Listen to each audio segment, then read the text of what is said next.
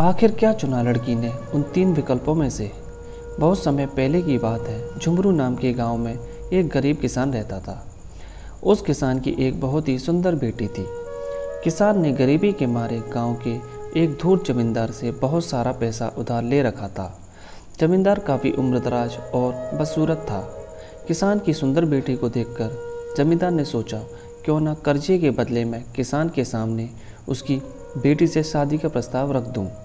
जमींदार किसान के पास गया और बोला, तुम अपनी बेटी की शादी मेरे साथ कर दो।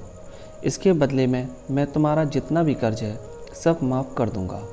जमींदार की बात सुनकर किसान और उसकी बेटी के पैरों तले ज़मीन खिसक गई। फिर जमींदार बोला कि चलो गांव की पंचायत के पास चलते हैं और जो भी निर्णय वो लेंगे उसे हम दोनों को मानना ही होगा।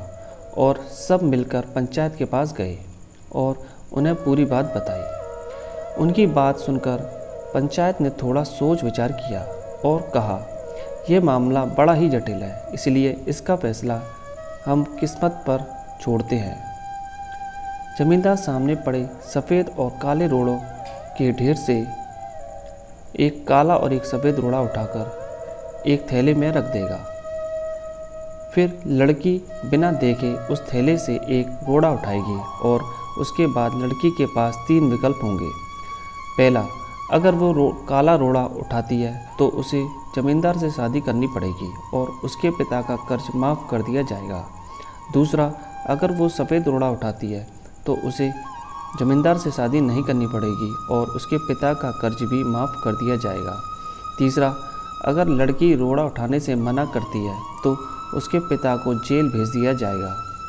पंचायत के आदेश से जमींदार ने 2 रोड़े उठा लिए। जब वो रोड़े उठा रहा था तभी तेज आंखों वाली किसान की बेटी ने देखा कि उस जमींदार ने दोनों रोड़े काले ही उठाए हैं और उन्हें थैले में डाल दिया। लड़की इस स्थिति से घबराए बिना ये सोचने लगी कि अब वो क्या कर सकती है। उसे 3 रास्ते नजर आए। पहला, वह रोड़ा उठाने से मना कर दे और अपने पिता को जेल जाने दे। दूसरा, सबको बता दे कि जमींदार दोनों काले रोड़े उठाकर सबको धोखा दे रहा है। तीसरा, वह चुप रहकर काला रोड़ा उठा ले और अपने पिता को कर्ज से बचाने के लिए जमींदार से शादी करके अपना जीवन बलिदान कर दे। उसे लगा कि दूसरा तरीका सही है, लेकिन तभी उसे एक और भी अच्छा उपाय सूझा। उसने थैले में अपना हाथ डाला और एक रोड़ा अपने हाथ में ले लिया और बिना रोड़े की तरफ देखे अपने हाथ से फिसलने का नाटक किया। उसका रोड़ा अब हजारों रोड़ों के ढेर में गिर चुका था और उनमें ही कहीं खो चुका था। लड़की ने कहा, हे भगवान, मैं कितनी बेवकूफ़ हूँ, लेकिन कोई बात नहीं।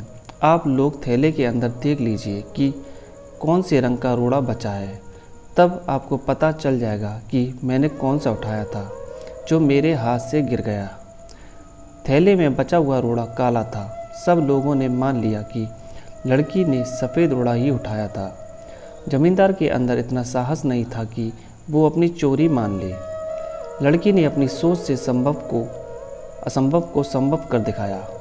दोस्तों, हमारे जीवन में भी कई बार ऐसी परिस्थितियां आ जाती हैं जहां सब कुछ धुंधला दिखाई देता है। हर रास्ता नाकामयाबी की ओर जाता महसूस होता है, लेकिन ऐसे समय में यदि हम थोड़ा हट कर सोचने का प्रयास करें तो उस लड़की की तरह ही हम अपनी मुश्किलें दूर कर सकते हैं। धन्यवाद।